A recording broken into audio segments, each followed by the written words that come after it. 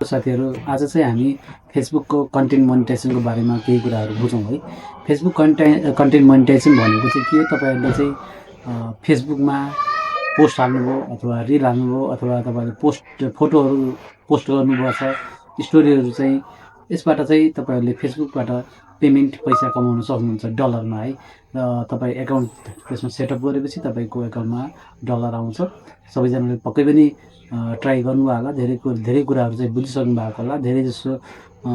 धेरैजनाको चाहिँ content monetisation approve पनि भइसकेको छ र धेरैजनाको कन्टेन्ट मोनिटाइजेसन एप्रुभ नभएको पनि छ।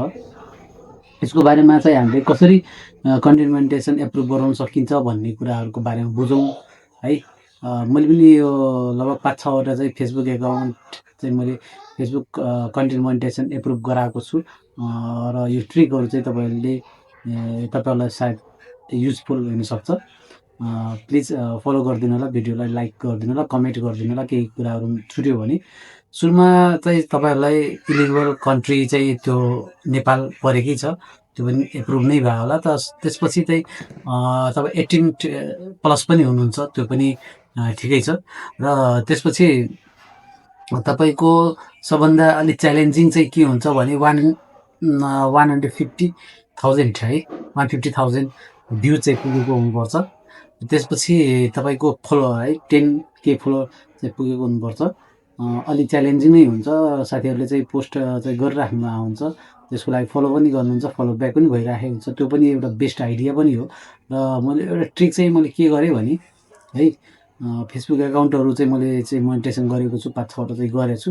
त्यसको लागि सबभन्दा तपाईँले है दिनमा लगभग 5-6-7-8-9वटा चाहिँ तपाईँले पोस्टहरू चाहिँ राखिरहनुहोस्।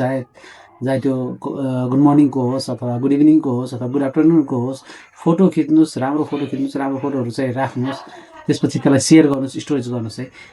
एकदमै एक्टिभ नै हुनुपर्छ। सुरुमा भ्युज पाउनलाई चाहिँ एकदमै च्यालेन्ज हुन्छ। सुरुमा तपाईँले भ्युज पाउनुतिर लाग्नुहोस्। र यतातिर धेरै ग्रुपहरू पनि भएको छ, फेसबुक कन्टेन्ट मोनिटाइजेसन सहकार्य भन्ने ग्रुप छ, अरू पनि धेरै ग्रुपहरू छन्।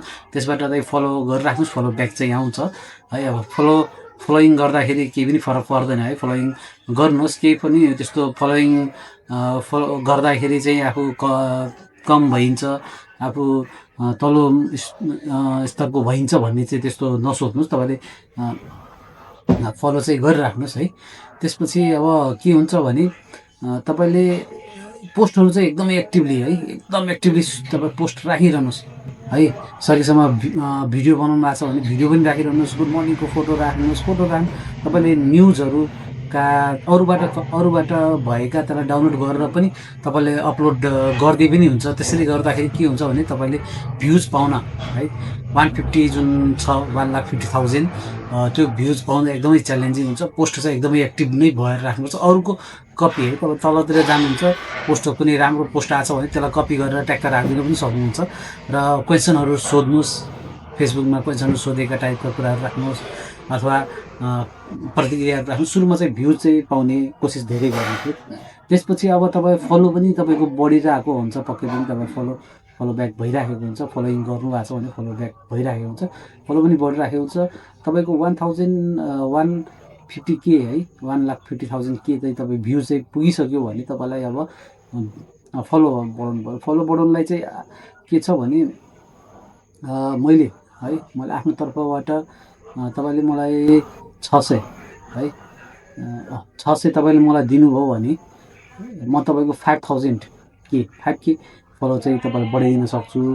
र त्यसरी गर्दाखेरि के हुन्छ भने अब फेक चाहिँ हुन्न है। फेक फलो चाहिँ तपाईँ बढाउनु त फेक फलो चाहिँ किन सक्छु। ग्रुप हुन्छ हाम्रो, एउटा लिस्ट छ, त्यो लिस्टबाट तपाईँले फलो गरिदिन्छ, 5K पाउन सक्नुहुन्छ। 1000बाट 1000 दिनुभयो भने 1000 इसिएफ पेमेन्ट अथवा खल्ती पेमेन्ट गरिदिनु भयो भने 10K फलो चाहिँ बढाइदिन सकिन्छ। र अब तपाईँको दुइटै च्यालेन्ज पुरा भइसक्यो भने तपाईँले एकै दिनमा तपाईँलाई चाहिँ मोनिटाइजेसनको लागि एप्रुभ भइहाल्छ।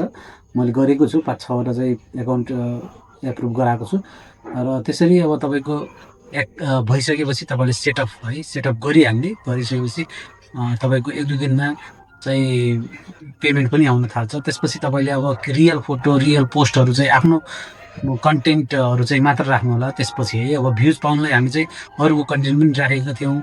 अब चाहिँ के गर्नु पऱ्यो भने आफ्नो रियल कन्टेन्टहरू राख्ने, कमेन्टहरू आउने खालका, त्यसपछि भ्युजहरूमा युजफुल भिडियोहरू अरूको जस्तो रिलहरू चाहिँ हामीले अरूको भोइसमा गराउँछौँ, त्योबाट अलिक कमै हुन्छ। ओरिजिनल रिलहरू, ओरिजिनल सर्टहरू चाहिँ तपाईँले राखिदिएर कमेन्टहरू आयो, इन्ट्रेक्सनहरू भयो भने त्यसबाट राम्रो हुन्छ। फेसबुकले रिभ्यू पनि गरेर राखेको हुन्छ। युजफुल खालका भिडियोहरू चाहिँ राख्नुभयो, युजफुल पोस्टहरू राख्नुभयो भने तपाईँको पेमेन्टहरू बढ्दै जान्छ है।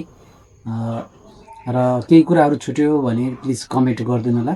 थ्याङ्क यू भेरी मच, धन्यवाद।